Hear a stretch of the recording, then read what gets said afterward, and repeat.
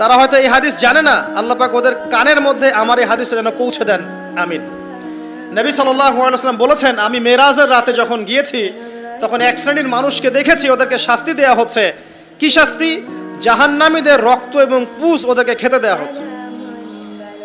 জিবরাইল আলাইহিস সালামকে জিজ্ঞাসা করা হলো যে এরা কারা? তিনি বললেন, এরা আপনার উম্মতের সেই সব ব্যক্তি যারা মাদকদ্রব্য সেবন করত। আল্লাহ রাব্বুল আলামিন তার হাবিবের মাধ্যমে জানিয়েছেন, যখন কোনো মুসলিম মাদক সেবন করে বা কোনো ব্যক্তি মাদক সেবন করে তখন 40 দিন তার নামাজ কবুল হয় না।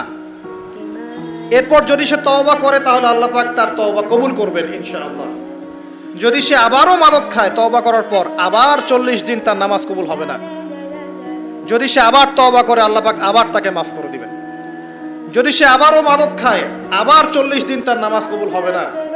তারপর যদি আবার তওবা করে আবার আল্লাহ তাকে মাফ করে দিবেন। এরপরেও যদি সে আবার মাদক দ্রব্য সেবন করে, নবী সাল্লাল্লাহু আলাইহি ওয়াসাল্লাম বলছেন তাকে আল্লাহ রাব্বুল আলামিন পরকালে মৃত্যুর পরে তিনাতুল খাবাল পান করাবেন। তিনাতুল খাবাল। জিজ্ঞাসা করা হল, ইয়া রাসূলুল্লাহ, তিনাতুল খাবাল কি জিনিস? নবী সাল্লাল্লাহু আলাইহি ওয়াসাল্লাম উত্তর দিচ্ছেন, এটা হচ্ছে জাহান্নামীদের রক্ত, মাংস, এগুলো পুড়ে পচে যে রসটা বের হবে, এটা হচ্ছে তিনাতুল খাবাল।